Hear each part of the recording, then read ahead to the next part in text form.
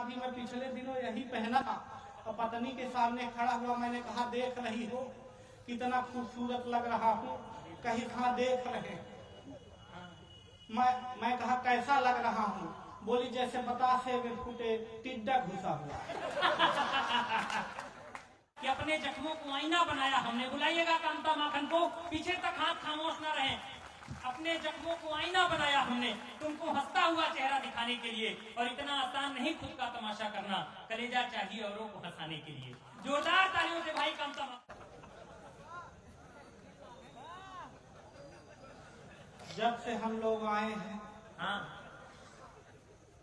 5-6 बार माला से सम्मान, हाँ फिर साल श्रीफल से सम्मान, बैच से सम्मान, 7-8 बार सम्मान के बाद अब अपमान के लिए। बहुत अच्छे। जिस व्यक्ति ने हमें टाइम से इधर उठा दिया है, भगवान इसको भी टाइम से उधर उठा ले। मैं अपना खूबसूरत सा चेहरा लेके यहाँ उपस्थित हो गया हूँ। अरे वाह, है क्या कर रहे हो, नहीं है का? ये सफेदी देख रहे हैं आप, ये इसीलिए है। पहले आते ही बताया ये लाइटें मेरे लिए ही लगवाई गई हैं। हाँ दरअसल बात यह है कि मैं ज्यादातर सफेद कपड़े इसीलिए पहन करके जाता हूँ। एक जगह धोखे से काला पहन के चला गया। हाँ भाई साहब वहाँ पता नहीं चल पा रहा था कहाँ से आदमी है कहाँ से कपड़ा। हाँ खींच ले भैया, आ रही है, कहाँ से आएगी? जब डिजिटल से खींचेगा तब निगेटिव आएगी, इससे आएगी। हंसने की कोई बात नहीं है। अभी मैं पिछले दिनों यही पहना था और पत्नी के सामने खड़ा हुआ, मैंने कहा देख रही हो कितना खूबसूरत लग रहा हूँ, कहीं कहाँ देख रहे। मैं कहा कैसा लग रहा हूँ, बोली जैसे बतासे में फूटे टिड्डा घुसा हुआ। कोई दिक्कत नहीं है। मैं आपको बता दूं मैं बहुत टैलेंटेड आदमी हूँ और मेरे अंदर टैलेंट कूट कूट के भरा है। हाँ अरे दादा कूट कूट के भरा, ये अलग बात है कि इतना कूट दिया गया है कि इस तरह हो गया। थोड़ा सा बढ़ा दे भाई। हाँ मेरे कह में बढ़ा दे, फिर उसके बाद डायरेक्ट अखिलेश दादा कह में बढ़ाना। कम भी रहने दोगे तो कोई दिक्कत नहीं है। हाँ जैसे ही संजीत भैया का बहुत बहुत धन्यवाद है। उन्होंने मुझे फोन लगाया था, बोले बेटा मेरे छोटे भाई तुम आ जाओ, तुम तो यही रीवा के हो, लोकल हो। तो मैं लोकल की तरह आ गया हूँ। हमारे पीछे सब स्टीडी बैठे हुए हैं। हाँ मैं आप लोगों को घबराने की कोई जरूरत नहीं। मैं 5-7 मिनट में शहीद हो जाऊंगा, उसके बाद ये सब लोग अपना काम सामान करेंगे, क्योंकि मुझे टेंशन लेने की कोई जरूरत नहीं है। मैं बहुत टैलेंटेड आदमी हूँ। इधर से विदेश दादा बैठे हुए हैं, ये मास्टर आदमी हैं। इनके मैं विद्यालय में अभी पिछले दिनों एक अधिकारी साहब आए हुए थे और उन्होंने खड़ा करते हुए एक बच्चे से पूछ लिया था, बेटे खड़ा हो जाओ और ये बताओ कि शंकर भगवान का धनुष किसने तोड़ा था। अब इनके विद्यालय का बच्चा था, खड़ा होते ही बोला भगवान कसम मैंने तो नहीं तोड़ा था। मैंने नहीं तोड़ा, ये रामू तोड़ा होगा, यही टंटपाली करता रहता। तभी मास्टर साहब आ गए। अधिकारी ने मास्टर साहब को पूछा कैसे बच्चे हैं, इनको तो यही नहीं मालूम कि शंकर भगवान का धनुष किसने तोड़ा। और मास्टर भी कमाल के, वो भी सीधी के, वो भी इनके विद्यालय के। उन्होंने कहा देखिए ये हमारे पढ़ाए बच्चे हैं, ये कुछ भी कर सकते हैं पर धनुष नहीं तोड़ सकते। अधिकारी परेशान, डायरेक्ट प्रिंसिपल के पास पहुंच गए। देखिए ये आपके कैसे मास्टर हैं, कैसे बच्चे हैं, इनको तो यही नहीं मालूम कि शंकर भगवान का धनुष किसने तोड़ा। अब प्रिंसिपल भी कमाल के, वो भी सीधी के। उन्होंने कहा देखिए फालतू की बात छोड़ दीजिए, आप बस इतना बताइए कि दूसरा धनुष कितने में आएगा। बहुत अच्छे। लेकिन आप लोग ये नहीं, उधर हारन सुनाई दिया, जब सारी पुलिस इधर है तो उधर कौन हारन बजा रहा है? इसीलिए हारन बजा। नहीं, ऐसी बात नहीं। अमित भाई, मैं अभी पिछले दिन सतना कार्यक्रम में गया था और जैसे वहाँ कार्यक्रम दिया और घर पहुंचा तो वहां से एक फोन आया। सही सही बता रहे हैं, आजकल पुलिस भी सही ही बोलती है, इसलिए बता रहे हैं। वहां से एक फोन आया, बोले अभी जो यहाँ से कार्यक्रम दे करके गए हैं वो आप ही हैं। हमने कहा हाँ हम ही हैं। आपको क्या दिक्कत? बोले मुझे दिक्कत कुछ नहीं है, जिससे आप बात कर रहे हैं फोन से उसे आप अपने मुंह में डाल लीजिए। मैं घबरा गया। कुछ देर बाद पुलिस फोन लगाया। मैंने कहा आदरणीय, अभी एक फोन आया था और मैं घबराया हुआ हूँ। उन्होंने कहा क्या कहा, क्यों घबराए हुए हैं? उन्होंने कहा कि आप अपना फोन मुंह में डाल लीजिए। पुलिस वाले भाई साहब ने कहा कितनी देर हो गई? मैंने कहा आधे घंटे हुए हैं। बोले अब निकाल लीजिए, नहीं मर जाएंगे।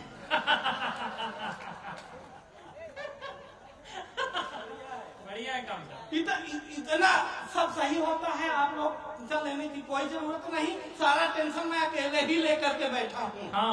और आदरणीय राकेश भैया, टेंशन कब कहाँ कैसे आ जाए किसी को पता नहीं है। अब मेरे साथ घटित हुई घटना वो मैं सुना रहा हूँ। मैं कल बिल्कुल टेंशन नहीं था, रास्ते से जा रहा था, तभी एक लड़की ने मुझसे लिफ्ट मांगा।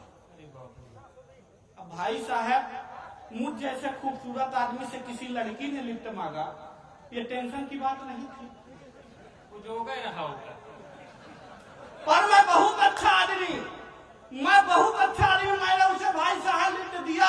पर भाई साहब कुछ दूर जाने के बाद उसे चक्कर आने लगे। मुझे टेंशन हो गई। मैं सीधे उसे हॉस्पिटल लेके पहुंचा। 10 मिनट बाद डॉक्टर आया, बोला बधाई हो भाई, आप बाप बनने वाले। बोला बधाई हो भाई, आप बाप बनने वाला। मुझे और टेंशन हो गई। मैंने कहा कदाप नहीं, होने वाले बच्चे का बाप मैं कदाप नहीं हूँ। तभी वो लड़की आ गई, बोली नहीं यही है तो और टेंशन। भाई साहब, अभी टेंशन खत्म नहीं हुई। मेरा मेडिकल चेकअप कराया गया और रिपोर्ट ये आई कि मैं तो कभी पापा नहीं बन सकता हूँ। टेंशन अभी टेंशन समाप्त नहीं हुई। फिर मुझे ख्याल आया कि घर में मेरे 2 बच्चे, वो किसके? अभी भी टेंशन समाप्त नहीं हुई। इतने में ब्रिजेश दादा का फोन आ गया। बोले तुझे इतनी टेंशन तो तू मेरे घर आ। मैं इनके घर पहुंचने ही वाला था कि एक बच्चे से पूछ लिया, ब्रिजेश जी का घर जानते हो? बोला यही बगल वाला है जहाँ से मियाँ बीवी की लड़ने की आवाज आ रही है। मैंने कहा तुम उन्हीं के बेटे? बोला इसी बात पे तो झगड़ा चल रहा है। टेंशन समाप्त नहीं हो। अब मेरे जैसे खूबसूरत आदमी को देख लीजिए। मैं अपने शहर रीवा में अपनी प्रेमिका के साथ, असंभव अलंकार लग रहा है।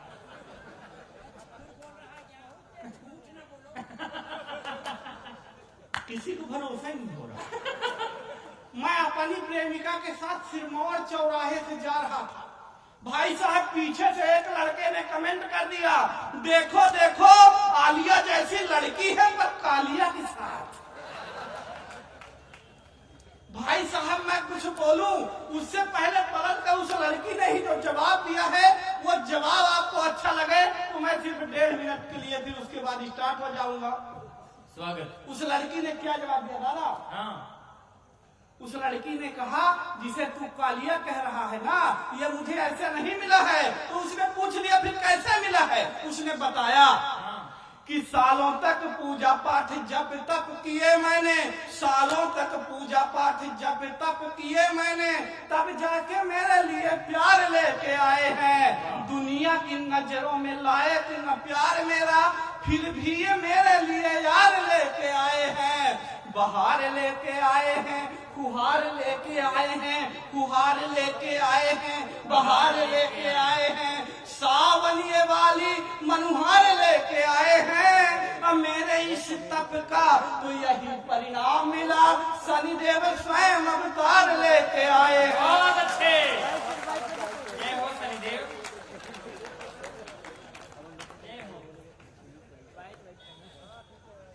ये मान लीजिए कितना आसानी से वो मामला सेट नहीं हुआ। हाँ, अभी मैं पिछले 6 महीने पहले ही निपटा हूँ, दिसंबर में 6 महीने पहले। मैं आपको बता दूं, अभी जब मेरे शादी वाले आए थे तो जब मुझे देख करके जाने लगे तो मेरे पिताजी दौड़ कर आगे गए और बोले कि आप लोगों ने बिना कुछ जवाब दिए आगे कैसे जा रहे हैं। उन्होंने कहा देखिए मैंने लड़के को देख लिया है, अब आप इसे डॉक्टर को दिखाइए।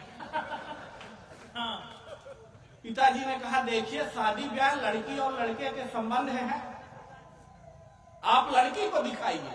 लड़की देखने के लिए मुझे भाई साहब आई, आधे घंटे तक लड़की मुझे देखती रही, हम लड़की को देखते रहे। न लड़की हमसे कुछ बोल रही है न हम लड़की से कुछ बोल रहे हैं। आधे घंटे बाद लड़की ने हिम्मत करके मुझसे बोली भाई साहब लड़का आप ही हैं। भाई साहब लड़का आप ही हैं। मैंने कहा हम ही हैं। उसने कहा कि जब हम आपसे शादी कर लेंगे, मान लीजिए, उसमें भी मान लीजिए, मान लीजिए हम आपसे शादी कर लेंगे तो आप मुझे क्या मानेंगे। मैंने कहा जिंदगी। उसने कहा लानत है ऐसी जिंदगी पर। बहुत अच्छे। लेकिन आप लोग मत घबराइए। अभी आकांक्षा जी यहाँ से पढ़ करके गई हैं, बिल्कुल तेवर की तरह पंक्तियां पढ़ी हैं अपने तेवर में, दुर्गा माता की तरह। उसके बाद अमित भाई ने मुझे राक्षस की तरह यहाँ खड़ा किया। बहुत अच्छे। हाँ, मान लीजिए दादा किसी तरह से मेरा ब्याह जब लगा, इस कोरोना काल में सब अपनी अपनी, जिनका ब्याह नहीं हो पाया था कोरोना काल में, वो सब अपनी होने वाली पत्नी से वीडियो कॉल में बात कर रहे थे, मैं नहीं कर पाया।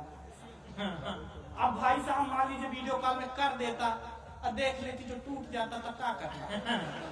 तो मैंने उसे बताया कि मुझे, जब उसने मुझे पहली बार देखा तो क्या कहा, मंडप पर मिली थी पहली बार डायरेक्ट, कि फोन में ही की है बात दिन दिन रात रात, फोन में ही की है बात दिन दिन रात रात, 4G का लाभ एक दिन ना उठाया है, प्रेम में पड़े हुए थे, प्रेम में जड़े हुए थे, प्रेम प्याला पी के प्रेम गीत गाया है। ओ बरमाला हाथ में थी, सखियां भी साथ में थी, ओ सखियां भी साथ में थी, बरमाला हाथ में थी। दुल्हन ने देखते ही जोर से चिल्लाया है कि एक प्रश्न पूछती हूँ आप ही बताएं नाथ, मुखड़ा पति कटी से सांचे से बनाया। अच्छा है, बहुत अच्छा। इतने में भी संभल जाता तो अच्छा था। इतने में भी संभल जाता तो अच्छा था, किसी तरह से निपटा। उनकी एक सखी वहां नहीं आ पाई थी मंडप पे, तो मेरे घर डायरेक्ट मिलने आए कि एक दिन घर में मैं ऐसे ही बैठा था, तभी देखा सखी घर घूमने को आई है, मंद मंद मुस्कान लिए अपने चेहरे में, मानो घटा ही मेरे घर में उतर आई है। वो नमस्ते कह जीजा जी, मैं सोचा बोलेगी, पर मेरी उम्मीद में वो पानी फेरे आई है। मेरी तरफ देख करके पूछती है बीबी से, सखी भैरव की मूर्ति तू कहाँ से ले आई? वाह, बहुत अच्छे। शनिदेव भैरव सारे आज प्रकट हो गए हैं, राक्षस जितने कुछ था सब कुछ मंच पर प्रकट हो चुके हैं। कामता माखन, जब आप मुझे खड़ा कर दी तो काहे बीच में बोले? और कोई बात नहीं। अच्छा, बीच का आदमी बीच में नहीं बोलेगा तो कहाँ बोलेगा? कहीं ना कहीं तो बोलेगा, कोई दिक्कत नहीं। अदानी आकर के गई थी, सारी बात आकांक्षा जी ने बेटियों पर पढ़ा, बेटों पर कुछ नहीं पढ़ा। अब बेटों पर क्यों पढ़े? कुछ नहीं कर रहे हैं भाई साहब, हर दीवार में लिखा रहा पाएंगे आप, बेटी बचाइए, बेटी पढ़ाइए, बेटी बचाइए। दीवार के पीछे तक नहीं लिखते हैं कि एक आध बार बेटे बचा लीजिए। क्यों नहीं लिख रहे हैं ये मैं बता रहा हूँ कि बेटियों का क्रेज यार एक बढ़ गया है।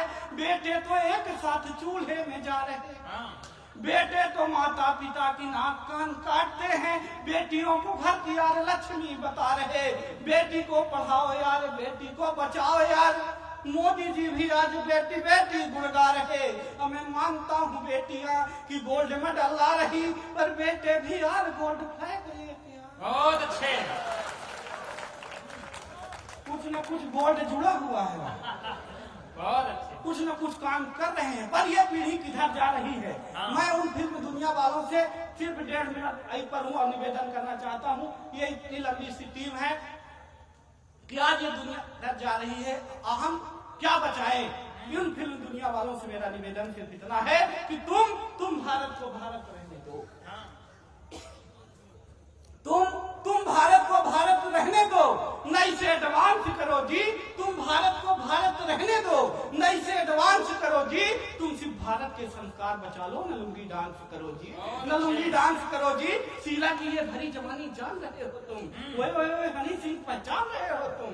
ये 2-4 बाटल के चक्कर में बस ओए होता है, यही तमाशा देख के घर का हर बच्चा यूं होता है। भारत को न चीन न जापान न ये फ्रांस करो तुम सिर्फ भारत के संस्कार बचाओ, न लुंगी। बहुत अच्छे, बहुत अच्छे, बहुत अच्छे। आज हमारी बेटियों के साथ कुछ हो जाए तो यहाँ भगवान तक बचाने के लिए नहीं आते। तब मैं चाहता हूँ कि आज इस कलयुग में भगवान, क्या तुम भी घबराते हो?